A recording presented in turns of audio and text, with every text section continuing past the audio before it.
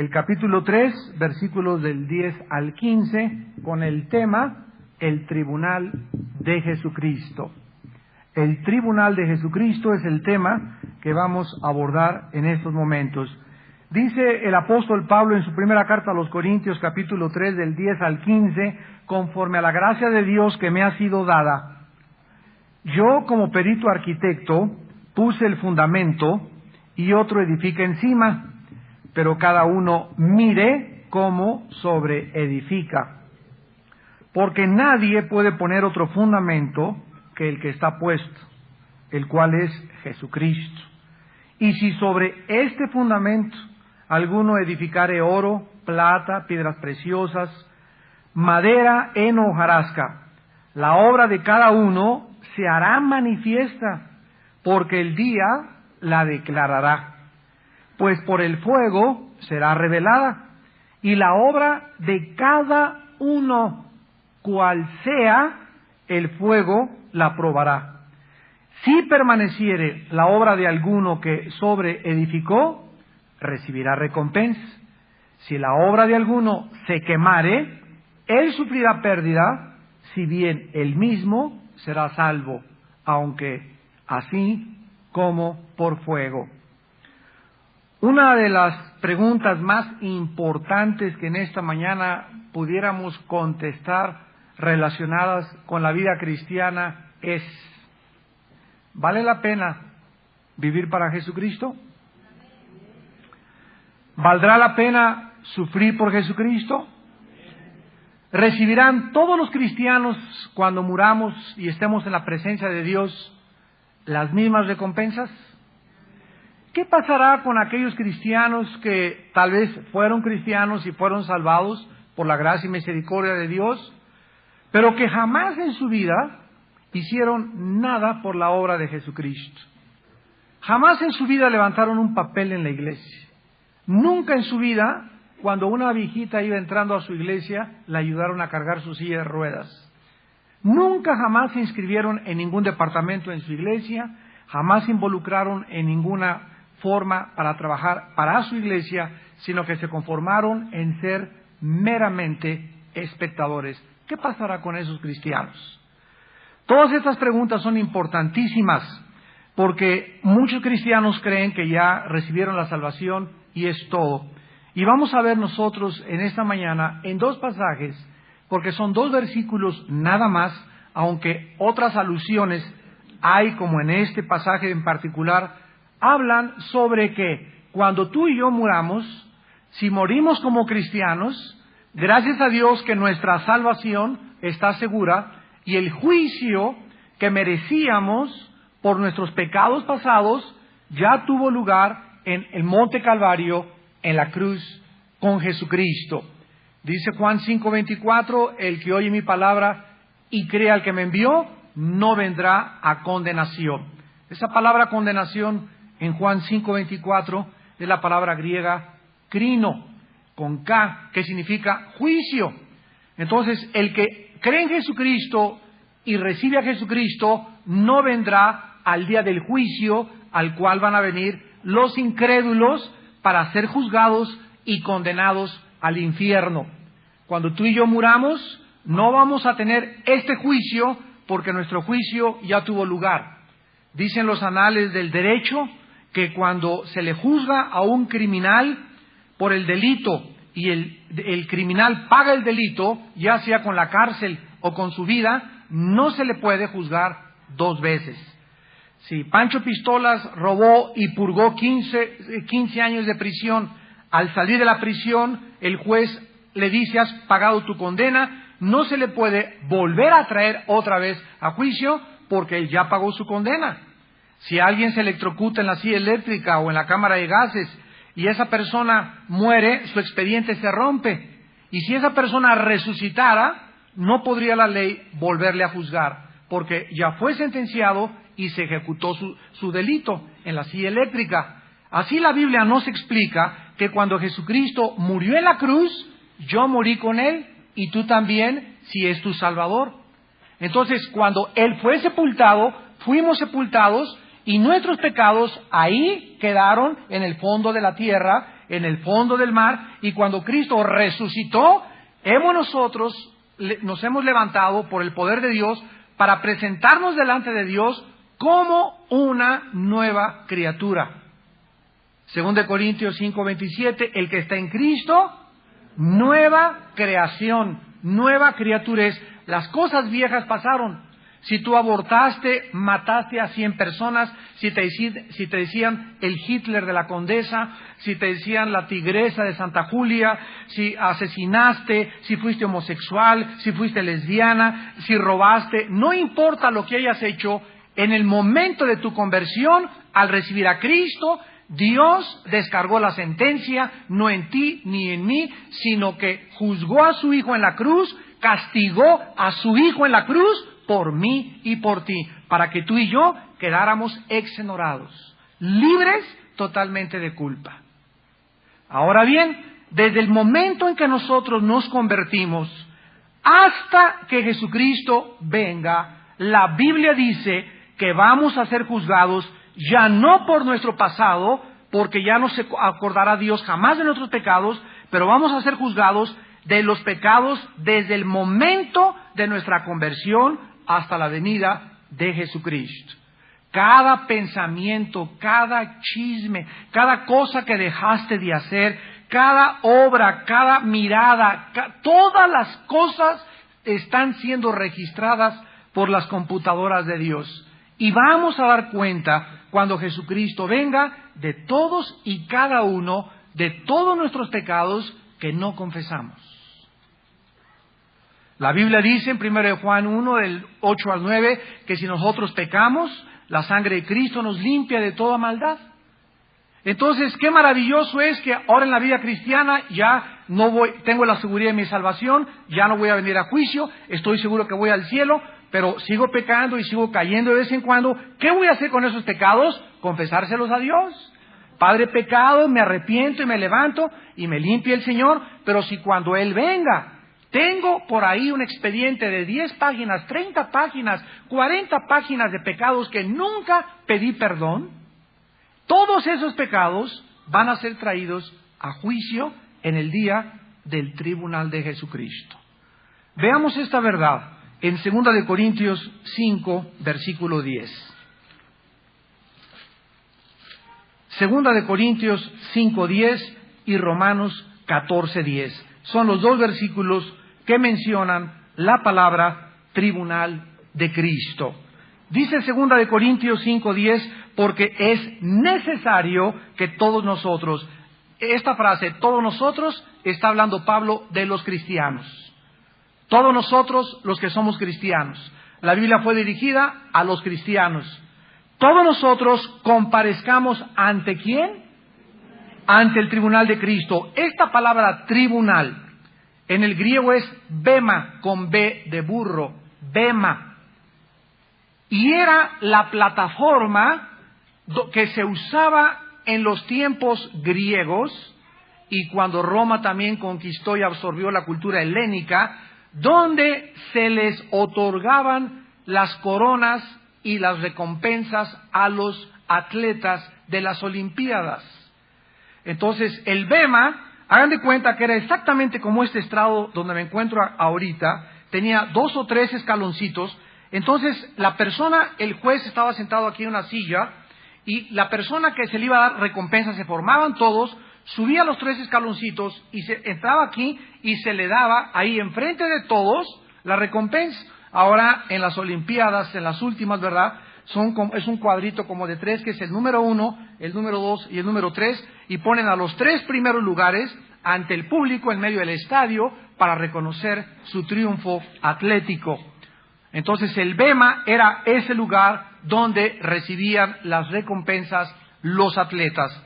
Vamos todos nosotros, de acuerdo a la Biblia, y dice todos, sin excepción, los millones de cristianos, desde el tiempo de Adán hasta la segunda venida de Jesucristo, algún día a pararnos, así como estás y como yo estoy, con nuestro cuerpo glorificado, y se nos va a llamar a cada uno de nosotros. Y dice la Biblia, para que cada uno reciba. En ese momento se nos va a entregar algo. Según, vean ustedes, lo que vamos a recibir va a estar en proporción a lo que hayamos hecho mientras estábamos en el cuerpo, sea bueno o sea malo. A Dios no se le olvida los pensamientos que tuviste hace 4 días, hace 3 días, lo que dijiste hace una semana, y no lo has traído bajo la sangre de Jesucristo. Y en un vaso de agua que tú le hayas dado a una persona en su nombre, no se le olvida a Dios. Todo lo bueno recibiremos recompensa y todo lo malo lo veremos al final, que es lo que va a suceder. Y el otro pasaje, Romanos 14:10, donde dice que todos compareceremos ante el tribunal de Jesucristo. Muy bien. Esta doctrina que la Biblia enseña acerca del tribunal de Jesucristo es y tiene un solo propósito para nosotros en esta mañana: afectar nuestra vida cristiana de tal manera que yo comience a cobrar conciencia desde este momento que recibo la palabra de Dios, lo que dice 1 Corintios 15:58. Estemos firmes y constantes, sabiendo que nuestra obra en el Señor no es en vano. Ayer no entraste a ver esa película pornográfica, esa acción cuando tú dijiste ayer no. Ayer no te fuiste con esa muchacha y te quedaste, me debía haber ido. No. Valió la pena que le hayas dicho ayer no a tu novio. No me acuesto contigo, no veo esa película, no me tomo ese coñac, no me tomo ese whisky, no hago aquello.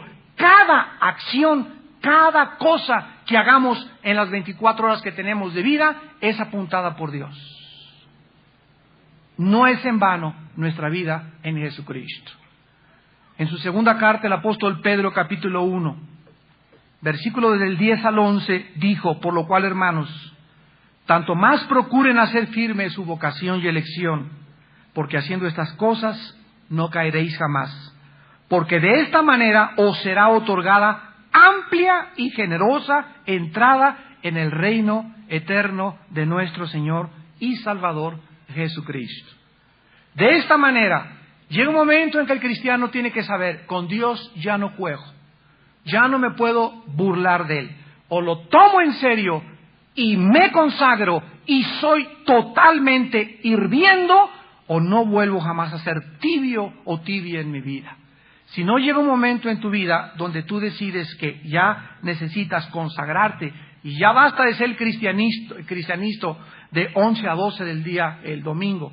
Ya basta de venir como espectador aquí nada más y sentarte con tus palomitas y tu Coca-Cola. Y ya basta solamente de pertenecer a una denominación o a una iglesia, sino que necesitas involucrarte en la obra de Dios y necesitas evangelizar y hablarle a la gente de Cristo y dar testimonio en tu familia y enfrentar al mundo y ser perseguido por el mundo, porque si no eres perseguido por el mundo, implica que tampoco vas a reinar. No podemos reinar sin sufrir antes. Y los que se avergonzaron de las palabras de Jesucristo, Jesucristo se avergonzará también de ellos en el día que Él venga a juzgar a los vivos y a los muertos. Ahora muy bien, veamos a continuación que la Biblia nos muestra en 1 Corintios 9, usando el apóstol Pablo el lenguaje de las Olimpiadas, del atletismo. Porque en los tiempos que Pablo escribió la Biblia, o las cartas que le conciernen a él, lo más relevante eran las Olimpiadas, que incluían carreras a pie, lucha, box, el pentatlón, carreras de caballos y carreras de carrozas. Entonces estaba en la boca de todos las Olimpiadas, porque ahorita en el tiempo moderno es el fútbol, ¿verdad? Y por cierto, ayer le ganó el pueblo al Atlas, ¿verdad? Entonces, nosotros hablamos de fútbol o americano, los que nos gusta el fútbol, soccer, etcétera, etcétera, pero en aquellos tiempos eran las Olimpiadas, y el apóstol Pablo, usando la relevancia de esos eventos, lo introduce el Espíritu Santo a través de la vida cristiana, para que nosotros podamos tener un cuadro mucho más claro de qué es la vida cristiana. Dice en 1 Corintios 9, del 24 al 27, que no saben que los que corren en el estadio, todos a la verdad corren, pero uno solo se lleva el premio. No sé cuántos de ustedes han visto las carreras en las Olimpiadas, pero hay carreras de 100, 400, 800 metros, y hay carreras, las más duras, que se llaman maratónicas. Aproximadamente un maratón son 42 kilómetros, y para un maratón se requiere una preparación mucho más profunda. La Biblia no compara la vida cristiana con una carrera de 400 metros, ni de 100 metros. La Biblia nos enseña que la vida cristiana es un maratón. ¿Cómo lo sabemos? En Hebreos 12:1, la Biblia dice, teniendo tan grande nube de testigos, corramos con paciencia la carrera que tenemos delante, despojándonos de todo peso y de pecado que nos asedia. Entonces la vida cristiana no es como muchos cristianos se acaban de convertir, y voy a hacer esto, y tienen mucha energía, y muchas ganas, y sí, vamos a hacer, y 2 o 3 años, y a los 3 o 4 años, al 5.º año se queman, y se caen en el suelo, y ya no siguen corriendo. Cuando nosotros vemos en una carrera que uno solamente es el que llega, de los 500 que salieron, uno llega, nunca llegan 2 en primer lugar, jamás lo verás ni en el hipódromo. En ningún evento hay 2 que llegan al primer lugar, siempre llega uno. Uno es el primer lugar en clavados, uno es el primer lugar en natación, pero es uno solo el que lleva el primer lugar. Todos salen corriendo, pero uno solo llega en primer lugar, segundo y tercer lugar. Dice el apóstol, corran de tal manera que lo obtengan. ¿Cómo hacen los atletas para llegar a la meta? No comen helado, no tienen relaciones sexuales una semana antes con su esposa, cuidan su cuerpo, tienen disciplina, porque sin disciplina no se puede jamás ser atleta, y tienen ciertas condiciones que llenar y requisitos que tienen que hacer sacrificios para hacer el primer lugar. La Biblia dice que nos preparemos porque la carrera es larga y para prepararme necesito condición física, mental y espiritual. Corran de tal manera que lo obtengan. ¿Qué voy a hacer? Necesito, en primer lugar, para correr la carrera cristiana, mi cuerpo tiene que estar en buenas condiciones. Dios no me va a dar la salud voy yo a cooperar con Dios en ella. Si Dios me ve que como adecuadamente, y que no tomo colesterol, y que tengo un régimen alimenticio disciplinado, y que no abuso del alcohol, y no abuso de los camarones, ni de las carnes rojas, ni de grasas, ni de azúcares, Dios cooperará conmigo y me sostendrá físicamente. Si yo cuido mi cuerpo, que es responsabilidad mía ante Dios, Dios entonces me ayuda y me fortalece. Pero si mi cuerpo yo no lo cuido, no voy a llegar ni al rapto siquiera. Y puedo ser muy espiritual y puedo tener una gran preparación teológica y puedo adorar a Dios 4 horas alabando en mi casa a Dios, pero si mi cuerpo no está en condiciones, mi cuerpo me va a traicionar. Vamos a quitar el juguete ese al niño, por favor, y vamos a poder entender nosotros que vamos a necesitar el cuerpo. Si el cuerpo no nos ayuda, vamos a quedar tirados a la mitad del camino. Necesitamos cuidar nuestro cuerpo, necesito cuidar mi mente. Necesito cuidar lo que leo. La UNESCO publicó antier que en México es el último lugar en lectura en el mundo. Esto es una vergüenza para los mexicanos. Y se calcula, de acuerdo a la UNESCO, que se lee un mexicano 1 o 2 libros, a lo mejor al año, comparados con 40, 50, 60 libros que leen en los demás países, principalmente en Europa y en Estados Unidos. Y es increíble que tú le preguntes a un niño de 15 años o 13 años, ¿ya leíste a Shakespeare? ¿O ya leíste algo de la Enciclopedia Británica? ¿Ya leíste Los Tesoros de la Juventud? ¿Ya leíste a Hermann Hesse? ¿Ya leíste a este autor? Los niños te dicen, no, leí Calimán. Y le preguntas a un adulto, Oye, ya leíste esto, ya leíste aquello, tienes mediana cultura. Tenemos allá atrás la librería siempre dispuesta con libros cristianos, con información cristiana, de arqueología, de geografía, contra las sectas y todo. Pero el cristiano no está disciplinado para leer. Y si yo no leo, mira lo que va a pasar. Ahorita tenemos un diplomado en México, el 80% reprobaron. Yo le decía a mi madre, que fue maestra toda su vida, sacó 9. No porque sea mamá sacó 9, sino simplemente porque es una mujer educada a leer. Ha desarrollado el hábito hace 50 años de leer. Y nos los inculcó a nosotros. Nosotros leemos muchísimo. Yo leo 3 libros al mes. No me quiero jactar ni mucho menos. Pero amo, yo no puedo estar sin leer. Y cuando nosotros estamos leyendo, entrenamos la mente a concentrarnos y a que cuando vayamos al salón de clases y oigamos al maestro en la teología y al maestro un sermón, lo que él habla, lo asimilamos, rápidamente en nuestras computadoras. Ya está tan entrenada nuestra mente a captar que lo captamos, lo memorizamos, lo guardamos en el corazón la información y es difícil que se nos vaya y solamente una repasadita te hace pasar con 9 o con 10. Pero en México se reciben de licenciados, en Latinoamérica también de abogados y de profesionistas de panzazo. Y tal vez ni siquiera en la universidad tenías el hábito de leer.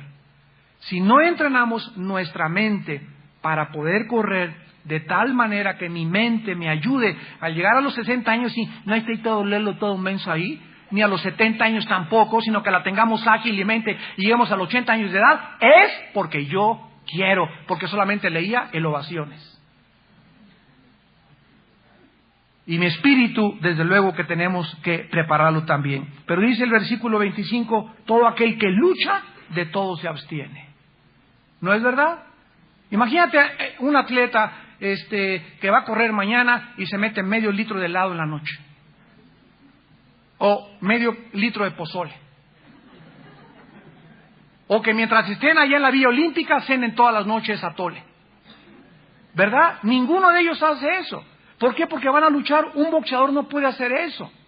Tenemos que entender que Dios creó alimentos para que los pudiéramos comer y Dios creó alimentos que no pudiéramos comer. Hemos hablado mucho de esto. Y los alimentos que Dios creó son los que nos benefician, que son las verduras y las frutas. Tienes que llenarte así, tienes que atragantarte de verduras y de frutas diarios. Cereales, nueces, almendras, cacahuates, etcétera, etcétera, y no papitas, churritos, churrumais, doritos, refrescos, azúcares, colesterol, grasas, tacos llenos de grasas, quesadillas llenas de grasas. Está bien, una vez a la semana comer una cosa así, un postre una vez a la semana es rico, suculento, pero al otro día te desintoxicas, pero uno a la semana. Imagínate las personas que toman un refresco diario, tiene 4 cucharadas de azúcar cada refresco. Estamos hablando casi de 100 calorías. Ahora acaban de descubrir a través del genoma humano, los científicos en Alemania, que las personas, escucha esto, las personas que consumen menos calorías son las que más llegan a viejitos, las que más salud tienen. De alguna forma han descubierto que mientras menos calorías, más salud. Menos calorías, más salud. Así que si tú consumes lo mínimo de calorías, vas a llegar con una mente y un cuerpo y un espíritu listo para poder llegar a la meta. Te tienes que abstener. Tú no puedes ser cristiano y tener una panza de Santa Claus a los 5 años de cristiano. ¿Qué es eso? No podemos ser cristianos y ahí, hermano, ore por mi espíritu de retortijón. ¿Qué espíritu de retortijón ni qué nada? ¡Qué bárbaros! Dice el versículo 25, ellos, o sea los atletas, se abstienen de todo y se sacrifican para recibir una mugrosa corona que se les seca a los 5 días. Decía aquí Joaquín Capilla, que es el único mexicano, aquí está, que ha ganado más grandes medallas olímpicas en la historia de México, en clavados, que jugaba a rayuela con sus medallas de oro. Y llegó un momento en que me dice, Armando, ¿sabes qué? Ahí tenía mis medallas de oro, fui coronado en el 52, en el 54, en Helsinki, etcétera, etcétera. Joaquín Capella, ahí lo recibieron, y me acuerdo en la escuela, de verdad, cuando decían Joaquín Capella, su retrato por todos lados, y sus medallas, y después no tenía a Cristo, ¿verdad? Se hundió totalmente en el alcoholismo. Y sus medallas las jugaba para jugar rayuela. Hasta que Cristo lo alcanzó, dice que el mejor clavado que se ha echado ha sido en la Biblia.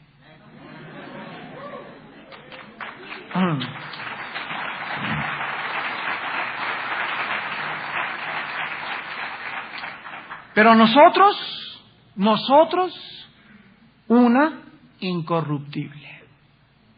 El día que estemos ante el tribunal de Cristo, lo que Dios te va a dar, lo que yo voy a recibir de Dios y lo que tú vas a recibir de Dios, es algo imperecedero, incorruptible, que me durará para toda la eternidad. Y tal vez Dios, al darnos esta recompensa, la Biblia habla de 5 coronas, que están relacionadas a la corona de la vida, la corona de la prueba, etcétera, etcétera. Pero lo que recibamos de Dios, no solamente va a ser una corona así con la corona, sino que tiene un simbolismo más grande. La Biblia nos muestra que después de esta vida hay millones de galaxias, la Andrómeda y todo, y hay mundos, y dice en Daniel 7:24, que el reino de Dios gobernará sobre los reinos, o sea, va a haber muchos reinos, y va a haber un reino superior. En Apocalipsis 22 habla de que las naciones vendrán, va a haber otra vez naciones, va a haber gobernantes, y lo que tú seas en la otra vida estará en relación a tu fidelidad. Díganme si no vale la pena vivir para Jesucristo. Dice el apóstol Pablo, en vista y con la conciencia de que tal vez hoy en la mañana tú mueras, amado santo que me escuchas. Yo estoy seguro que hay alguien que va a morir pronto en esta congregación. Y si no mueres pronto, mueres hoy o una semana o 3 semanas, pero todos nos estamos muriendo todos los días. Y para ustedes que tal vez la muerte va a llegar antes que otros, les quiero decir, no pierdas tu tiempo en la vida ya. Dale gracias a Dios de que no te has muerto. Porque cuando tú te mueras, como les dije ayer en el desayuno con el mensaje del cielo, cuando tú te mueras, se acabarán las oportunidades para tomar decisiones. Es mientras estás vivito y coleando que tú puedes tomar la decisión, voy a vivir para Jesucristo. Dice el versículo 26, el apóstol Pablo, así que yo de esta manera corro, no a la aventura. Imaginen que salgan en una competencia de los atletas y cada quien, uno anda por la vía, el otro fue para Xochimilco, oye, espérame tantito, ¿qué te pasa si no es donde tú quieras? La vida cristiana, voy a discipular, voy a folletos, espérame tantito, no es así, ve con tu pastor, sométete a la autoridad de tu pastor, hay una forma de hacer. Esa filosofía marxista de que los fines justifican los medios es satánica.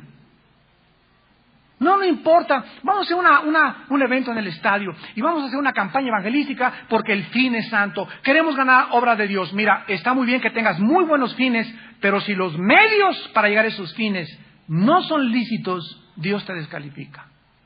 Apunta lo que les voy a decir. La obra de Dios, hecha a la manera de Dios, tiene la bendición de Dios. O hacemos las cosas como Dios nos manda, o somos al final descalificados. En estas últimas Olimpiadas, un corredor mexicano llamado Segura, ahora todo lo filman y ahora es un escrutinio y una cantidad de detalles en la cual todo se ve por televisión ya. Y llegó este corredor al final de la meta, gané el primer lugar, Bernardo Segura, alabado, Bernardo, y le dieron su medalla de oro. A los 25 minutos que tenía la medalla de oro, le hablan los jueces y le dicen, discúlpenos, usted hizo trampa. No, yo no hice trampa. Si no hizo trampa deliberadamente, queremos decirle esto, acabamos de pasar en un cuarto en la televisión la afirmación de su carrera. Y 3 veces fue usted amonestado por los jueces, lo que implica descalificación. Y muchos cristianos les va a pasar lo mismo que este atleta en el día del tribunal. Van a llegar, Señor, aquí estoy, a las gracias, Padre Santo. ¿Y este quién es? Sacarráquese. A ti ni te conozco. ¿Pero cómo yo, Señor? Fui pastor, fui a los estudios bíblicos allá atrás del estadio de fútbol en la colonia Nápoles, y te acuerdas cuando fui a la cárcel también, y te acuerdas cuando...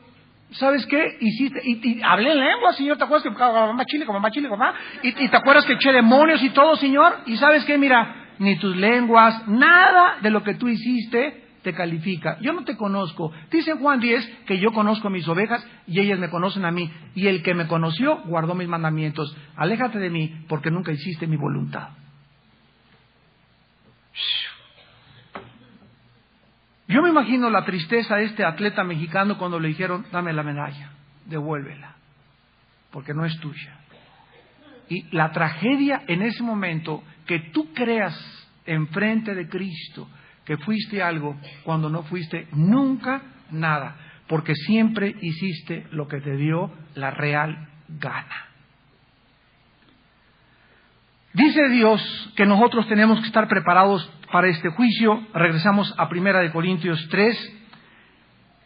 Y el apóstol en el versículo 10 dice, conforme a la gracia de Dios que me ha sido dada, yo como perito arquitecto puse el fundamento en tu vida o en la vida de la iglesia de Corinto. Él fue el arquitecto, el maestro constructor de esta iglesia. Otro, se fue Pablo, llegó maestro, ¿verdad? Llegó Apolos, llegaron otros maestros a edificar, pero cada uno sobre edifica. Miren cómo funciona esto. Ahora veamos a la iglesia ya no como una carrera atlética, sino como una construcción de un edificio. Es otro retrato de la iglesia. La Biblia dice que cuando alguien llegó a tu vida y te habló de Cristo y tú recibiste a Cristo, la persona que te guió a Cristo a ti y a mí puso nuestro fundamento. Y no hay ningún otro fundamento más que no sea Cristo. Si no es Cristo el fundamento, no estoy bien parado. Si es la religión, se me va a caer. Si son las tradiciones de los hombres, me voy a caer. Si son los sacramentos, me voy a caer. ¿Es Cristo donde estoy parado o mi casa es falsa? Muy bien, estoy parado en Cristo, soy salvo. Ahora voy a una iglesia y hay pastores, maestros que me comienzan a edificar. Pero toda esa información que yo recibo y que mis maestros me dan, yo me voy a mi casa y ¿qué voy a hacer con ella? Nosotros tenemos la responsabilidad de sobreedificar. Significa edificar arriba de lo que nos están dando nuestros maestros. Toda esta información que les doy yo a ustedes y que les da mañana otro pastor y pasado mañana otro pastor y en la iglesia que tú vayas, ¿qué haces con esa información? Tú eres de los que vienes a la iglesia y oyes y te pregunto pasado mañana, ¿te acuerdas del sermón del domingo y solamente recuerdas un 5% del sermón? Se trata porque siempre que ibas a un estudio jamás desarrollaste el bendito hábito de traer una pluma y un papel. Por eso, ¿qué dijo? ¿No oyen ustedes eso entre los cristianos? Hermanos, 2 Corintios 4:10. ¿Qué dijo? Esos que dicen, ¿qué dijo? Son todos los cristianos que nunca tienen una pluma, nunca tienen un papel, no tienen concentración, no captan rápido, y por eso, ¿qué dijo? Porque es muy difícil para ellos retener simplemente un versículo porque ya se les olvidó cuando hace 5 segundos lo acaban de repetir. Y si tú padeces de ese problema de que no captas rápidamente, comienza a entrenar tu mente apuntando, y atrás lo apuntas, cosas importantes las apuntas y ahí las vas guardando y llegas a tu casa y esa información se la das a tu hijo, se la das a tu esposo, se la das a tu esposa, pero tú estás sobreedificando. Al llegar a tu casa tú tienes la responsabilidad de leer la Biblia, ya no tu esposo, tú tienes la responsabilidad de sobreedificar. Tienes la responsabilidad si te vas de viaje, te vas de vacaciones, llevar tu Biblia, vas en el avión, llevas tu Biblia. Tú tienes que sobreedificar, tienes que preocuparte de que tu vida crezca y sea levantada. Y si tú no haces eso y siempre estás esperando la mamila de tus pastores el domingo o la mamila de los estudios bíblicos y no has aceptado la responsabilidad de que tú tienes que agarrar ya la mamila y chupártela, no vas a poder jamás recibir nada de Dios. Dice el versículo 12, y si sobre este fundamento, o sea que es Jesucristo, y vean ustedes los dos tipos de materiales que se nos ilustran. Por un lado tenemos oro, plata, piedras preciosas, que son materiales no flamables, o sea, no se queman. Tú le prendes oro, lo puedes derretir, pero no lo echas a perder. Y tenemos por el otro lado madera, heno y hojarasca. Entonces, nuestra vida cristiana es una vida construida con buen cemento tolteca, con buen fierro, con buenas varillas, con buenos techos, o cuando venga Jesucristo, va a venir el fuego, y todo lo que había en mi casa de madera en mi vida, que era madera, heno y hojarasca, todo aquello que no fue real y verdadero, que lo hice por amor y motivo por el amor a Dios, será pasado por el fuego y desaparecerá. Si cuando el fuego pase no hay nada en mi vida que yo haya hecho limpio para Dios, sufriré pérdida. ¿Qué tipos de materiales estás usando para edificar tu vida? ¿Eres una persona que solamente le pones lodo, como mucha gente así? Se cae el monte, vienen las lluvias y ahorita miles de casas de tanta gente pobre se van abajo porque es puro lodo con lo que la construyeron. Son materiales que no pueden resistir las inclemencias del tiempo. Así es la vida de uno. Uno edifica su vida con materiales que valen la pena o estás construyendo sobre la arena. Dice el versículo 13, la obra de cada uno se hará manifiesta, porque el día la declarará. Llegará el momento, amado santo que me escuchas de Dios, amada cristiana, en el que tú y yo vamos a estar enfrente de todas las personas y los millones de cristianos, y en ese momento, si me muero hoy en la noche, tú te mueres hoy en la noche, y hay pecados en mi vida o en tu vida que yo no traje a la sangre de Cristo, ahí, enfrente de todo mundo, Dios nos ventaneará. Ahí sí que es ventaneando. Vean ustedes Lucas capítulo 12. Esa sí va a ser ventaneada en serio. Dice Lucas 12, el Señor Jesucristo, versículos 2 y 3. Porque nada hay encubierto que no haya de descubrirse, ni oculto que no haya de saberse. Por tanto, todo lo que habéis dicho en tinieblas, todo lo que por teléfono con tu comadre, y todas las chismes, todas las palabras, aun si no las dijiste y las pensaste y las tenías en tu mente, todas esas cosas, si no te arrepentiste de ellas y las pusiste bajo la sangre, se oirán a la luz. Y lo que habéis hablado al oído en los aposentos, se proclamará en las azoteas. Todo absolutamente será sacado por el poder de Jesucristo. Y finalmente, veamos la pérdida de las recompensas. Dice 1 Corintios capítulo 3, versículo 14, si permaneciere la obra de alguno que sobreedificó, recibirá recompensa. O sea, el día que estemos enfrente de Cristo, los merecedores de las recompensas, los que serán premiados, los que serán exaltados, a los que Dios pondrá sobre el gobernador de la galaxia Andrómeda, y al otro hermano lo puso gobernando el planeta Tierra, y al otro así, todo está relacionado por el tipo de construcción en su vida. Versículo 15, y si la obra de alguno se quemare, él sufrirá pérdida, si bien él mismo será salvo, aún como por fuego. Vamos a ver en el libro de los Hebreos algunos casos de quiénes son esas personas que van a sufrir pérdida en el tribunal de Jesucristo. Veamos en primer lugar en Hebreos que la Biblia dice, porque somos hechos participantes de Cristo con carrera. Sale uno y ya lleva 35 kilómetros el maratón. Y le faltan 7 kilómetros, son 42 kilómetros el maratón. Y vemos este corredor, pero que va adelante. Y de repente nadie sabe, pero al llegar, ¡prum!, se cayó a mitad del camino. Y todos los que iban hasta atrás, que iban un poco más tranquilos y más calmados, lo comienzan a pasar. Y él se quedó tirado. Y no llega ni siquiera al último lugar. En la vida cristiana les va a suceder mucho, a muchos lo mismo. Hay cristianos, no, yo he luchado 6 años, hermano, por Cristo y me he sacrificado. Te voy a decir una cosa, si tú llegas a un momento en tu vida cristiana, aunque tengas 10 años de luchar y de ser guerrero y guerrero, y tú te estancas y te detienes, y no sigues peleadas, no se te cuenta. No se te fueronera, creéis vuestro galardón. Hebreos justamente lo dice, somos hechos con tal que. Aquí hay una condición, retengamos hasta el fin nuestra confianza. Tenemos que llegar al fin del maratón, como llegó Pablo, con gozo, número 1. Porque ¿qué sirve que es así?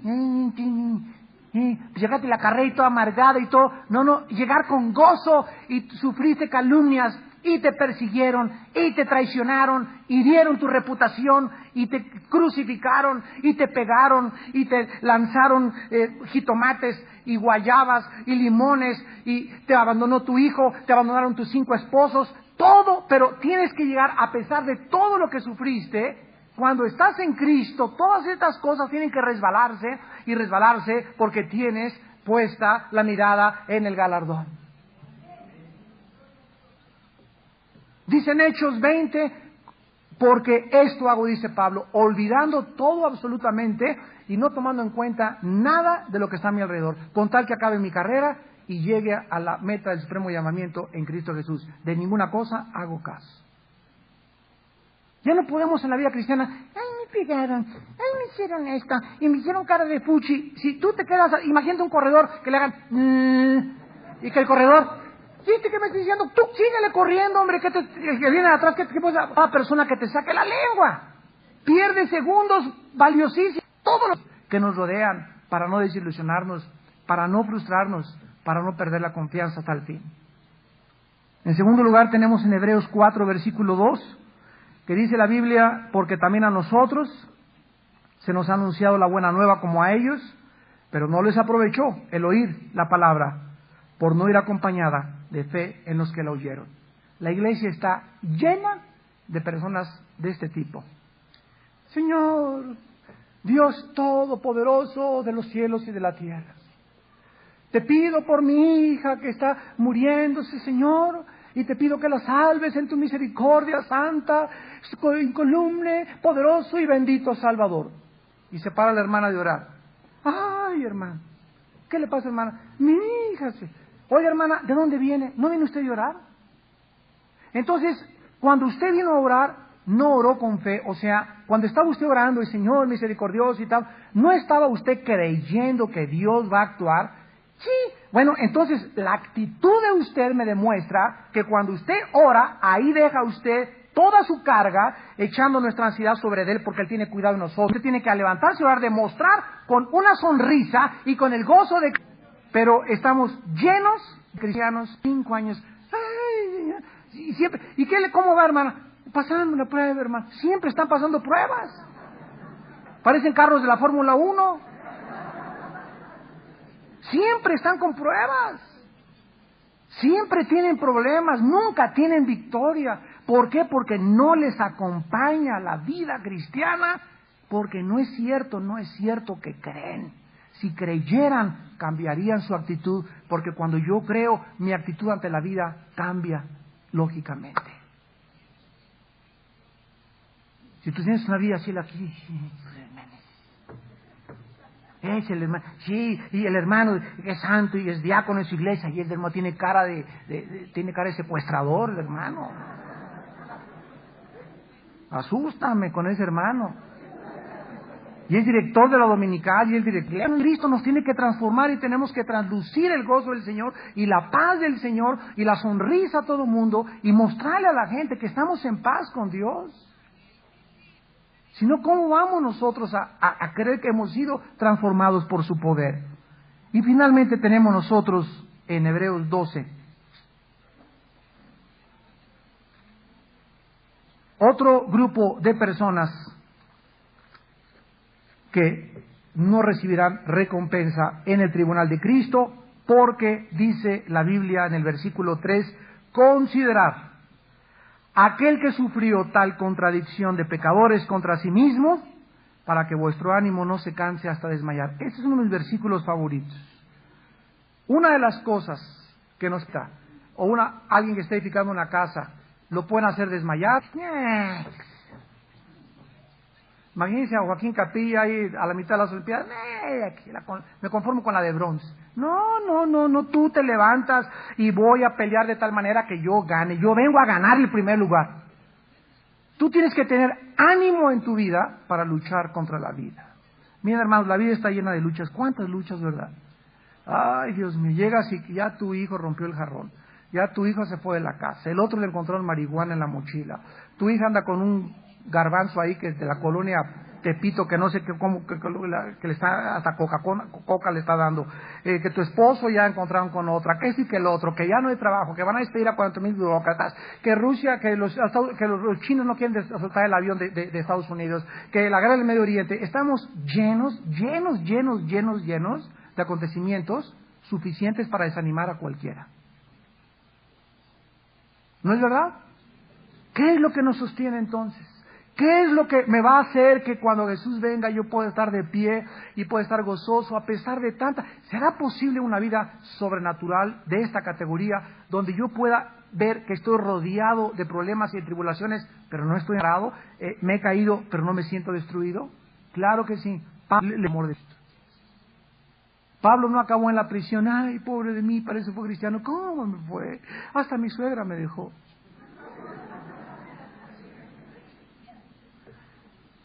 Dice la Biblia, considera a Jesucristo, aquel que fue traicionado, aquel que fue azotado, aquel cuyos propios hermanos en la carne no creyeron en él, aquel cuyos discípulos al final lo abandonaron, y aquel que en la cruz ni su Padre mismo, el Dios Padre, creador del cielo y la tierra, ni su Padre estuvo con él en la cruz. Al grado que cuando el Padre le abandonó, gritó y exclamó, Elí, Elí, lama sabactani, ¿por qué me has abandonado? ¿Y cuál es la respuesta? Por ti y por mí. Porque él que no conocía pecado, por nosotros se hizo pecado. Y cuando el Padre abandonó a Jesús en la cruz, en ese instante, en la eternidad, Él estaba llevando en su cuerpo, no en su espíritu, ni en su alma, en el cuerpo, tus pecados y mis pecados. Y Dios condenaba en la carne de Jesús. Dios enjuiciaba a Jesús humano, no al Jesús divino. No era Dios el que moría, era Jesús hombre el que moría. Él tenía dos naturalezas. Ahí en la cruz el hombre moría y tuvo que hacerse hombre para identificarse con la raza humana. Y en ese momento Él recibía el castigo que tú y yo merecíamos. Y si Dios no perdonó a su Hijo, ¿tú crees que a ti te va a perdonar? ¿Podrá alguien burlarse de Dios? ¿Podrá alguien creer o podrá algún cristiano creer que la vida cristiana es un juego y que es un chiste y que puedes decir te recibo Cristo pero sigues viviendo como te da la gana? Te equivocas. ¿Podrá alguien creer que puede ser cristiano y poder comer lo que le da la gana y convertirse en un porqui o en una petunia? No, ¿verdad? ¿Podrá alguien ser cristiano y creer que le puede echar a su cuerpo lo que él quiere y creer que va a librarla? Te equivocas. No, Dios no puede ser burlado. Lo que nosotros sembramos, nosotros recogemos. Y llega el tiempo en que Dios viene a juzgar a los vivos y a los muertos. ¿Cuántos de ustedes, amados santos de Dios, ante la solemnidad de estas verdades eternas, fieles y verdaderas, en esta mañana puedan verdaderamente dar un giro en sus vidas y cambiar su vana manera de vivir? Ya no pierdan el tiempo. Los tenemos contados los minutos. Tú no sabes si hoy en la noche llegas a tu casa a dormir. Tal vez mañana sea el último día que te arregles la corbata y no llegues a comer a tu casa. No lo sabes, ni yo tampoco. La Biblia dice, prepárate para encontrarte con tu Dios, porque es necesario que comparezcamos ante el tribunal de Cristo, para que demos cuenta de todo lo que hicimos con la vida que Dios nos ha regalado. Oremos.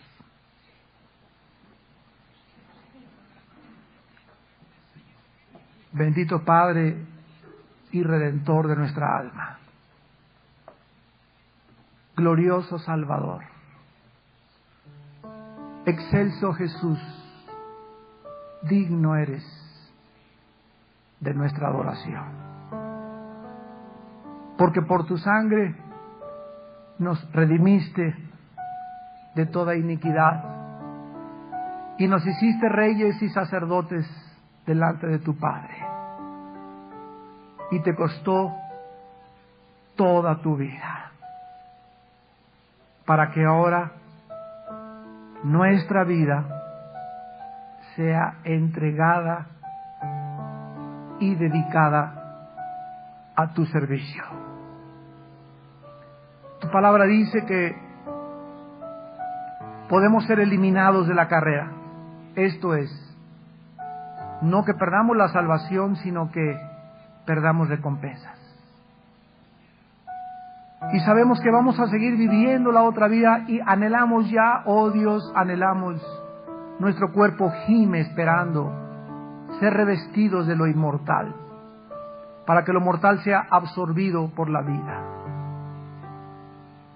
Ya anhelamos, Señor, descansar en ti algún día, no volver nunca a llorar, no volver nunca a experimentar dolor alguno, no volver jamás a sufrir y tener delante de nosotros esa eternidad que nos está esperando para vivir para siempre contigo, Jesús, y decir valió la pena vivir para Él. Porque todas nuestras aflicciones del tiempo presente no son comparables con la gloria que en nosotros se ha de manifestar. No podemos recibir corona sin antes tener una cruz, porque si sufrimos con Cristo también reinaremos con Él.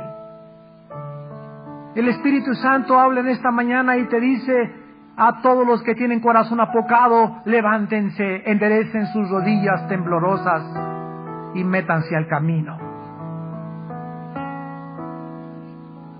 Si estabas desanimado y desfallecido, levántate, porque los que esperan en mí, dice el Señor, les daré nuevas fuerzas.